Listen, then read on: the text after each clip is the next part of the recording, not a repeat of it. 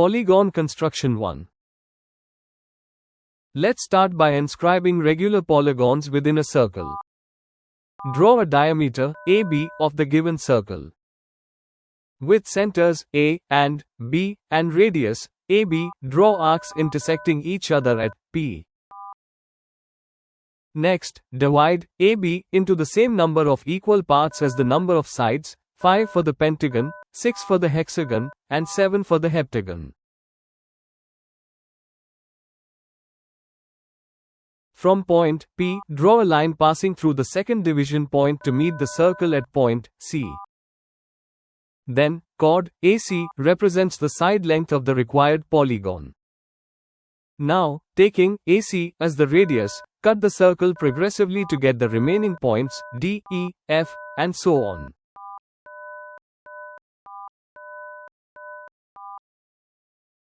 Finally, connect the points C, D, E, and so on to complete the required polygon.